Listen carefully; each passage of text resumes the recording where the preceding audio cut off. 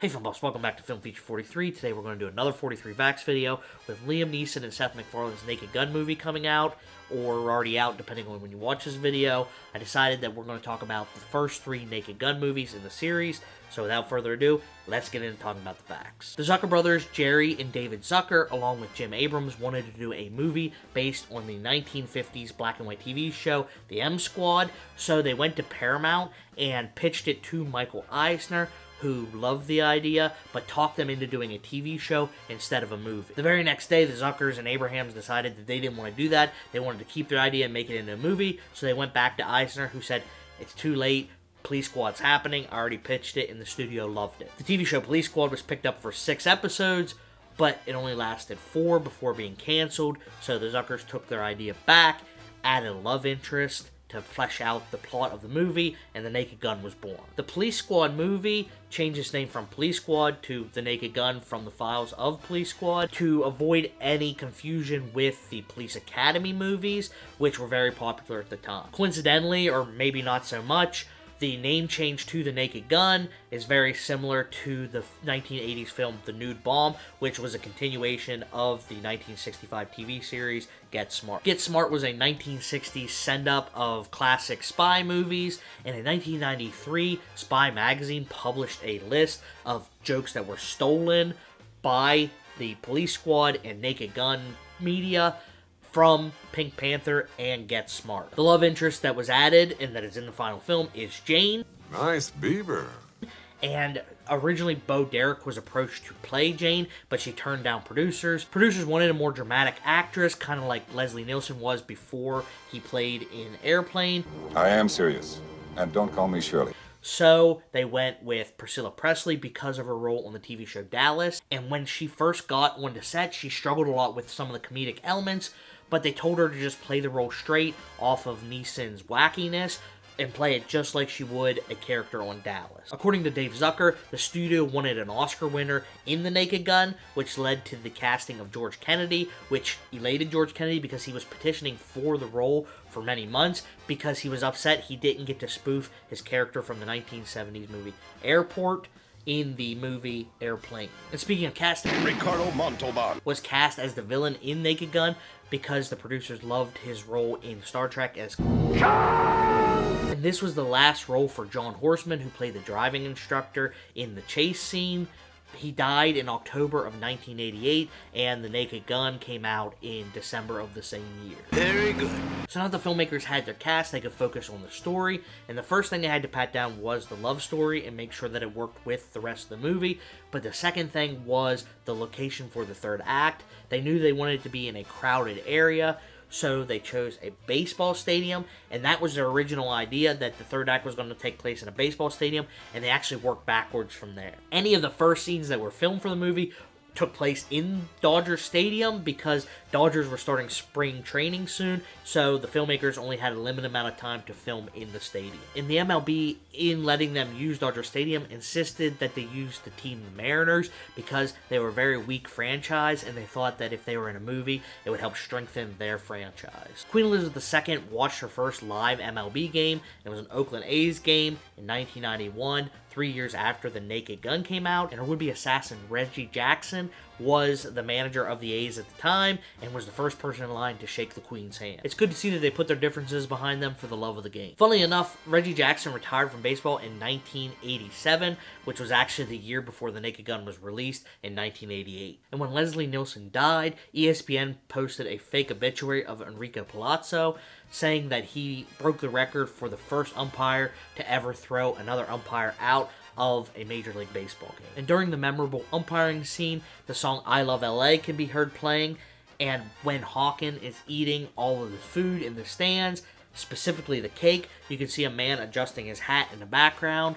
That is actually Randy Newman, who is the singer and songwriter for the song I Love LA. And also in the realm of umpiring, Cowboy Joe West, who was a seasoned MLB umpire at the time and a country music singer, cameoed in the film as one of the infield umpires. Another cameo you might have missed, that the director David Zucker is actually the man during the opening siren scene, hanging a photo on the wall, who dives out of the way before he can be run over by the car. It wouldn't be a video about The Naked Gun if we didn't talk about some of the specific goof, gags, and cultural references in the movie. In the scene where they're showing baseball bloopers and the man's head gets knocked off while he's diving for a ball at the fence, that's actually a spoof of Jerry Coleman, who was a Padres announcer who made a blunder when he was announcing one time during a Padres game. When speaking of a missed ball, Coleman said, "Winfield goes back to the wall. He hits his head on the wall and it rolls off.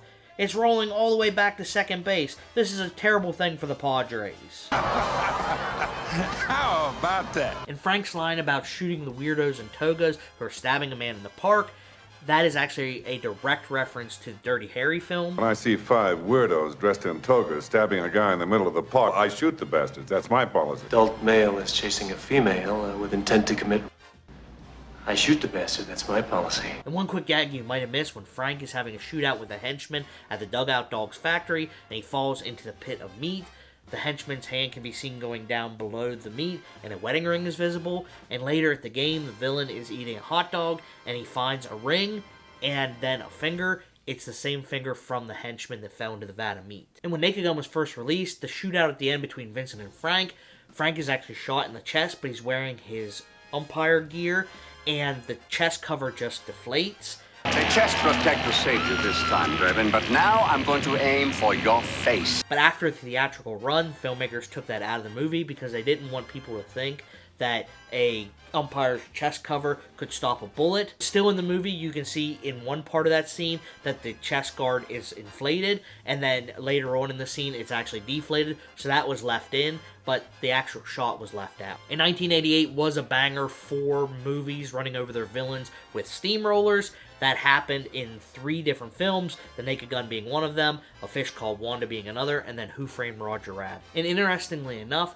the first Naked Gun movie is the only one in the series to not spoof a current sitting president. Speaking of the other Naked Gun movies, let's talk about Naked Gun 2.5, The Smell of Fear. We see a love scene between Jane and Frank, which parodies the movie Ghost, which funnily enough, Ghost was directed by Jerry Zucker, who co-created Police Squad, and whose brother, David Zucker, is the director of the Naked Gun films. David can actually be seen in this movie as a cameo, as the man shooting a musket when the police surround the house. And speaking of the love scene, the train and the fireworks was lifted directly from Big Top Pee-wee, and they were used again along with the hot dog and flower similes in the 2022 film The Babysitter 2, Killer Queen. Also in the realm of love, Robert Goulet played Jane's love interest in Naked Gun 2.5, aka Priscilla Presley's love interest. Interestingly, in 1974, Priscilla's ex-husband Elvis shot a TV just because Robert Goulet came onto the screen, and that TV can still be seen in Graceland today. Photos on the wall of the Blues Club include famous failures like the Hindenburg,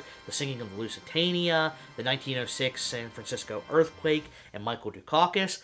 But interestingly enough, and for the reason for this fact, is it also has a picture of the Hubble telescope, which, when this movie came out, was considered a failure. According to Weird Al, in the scene where there's a standoff and Frank comes in and hits him with a door, that only took 20 takes to get right, and it only took 16 of those takes for the stunt coordinator to come up and ask Yankovic if he wanted any padding on his leg. It was a little too late for that, though, because Yankovic had a bunch of bruising on his leg from the door hitting him. And speaking of Alfred Yankovic, he's in all 3 Naked Gun movies, but Naked Gun 2.5 is the only one that he doesn't appear as himself. In the ending of the police bubble scene for Naked Gun 2.5, Zsa Zsa Gabor can be seen slapping the car, turning the bubble light off, and that is a reference to her 1989 arrest, where she was arrested for driving on an expired license and then proceeded to slap a police officer. And to wrap up this video, let's talk about the final film in the franchise so far, Naked Gun 33 1/3, The Final Insult. The title numbering 33 1/3 is a reference to the size of vinyl records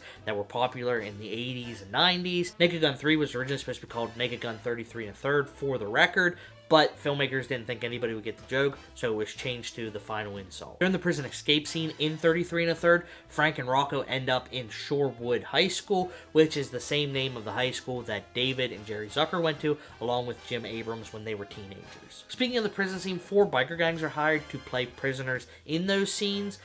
Unbeknownst to the filmmakers, they were actually 4 rival gangs.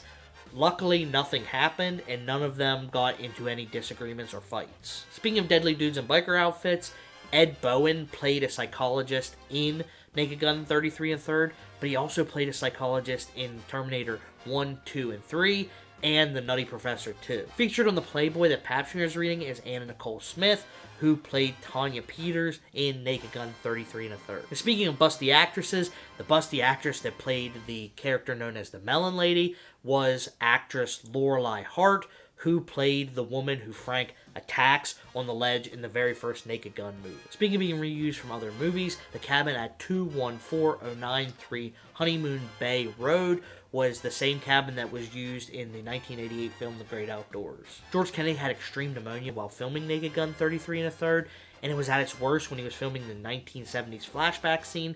That's why you never see him walking. He could hardly walk. He just sat on a bar stool, and whenever it was time for him to leave the scene, instead of him getting up and leaving, he just leaned back, so he was no longer in the frame of the shot. All right.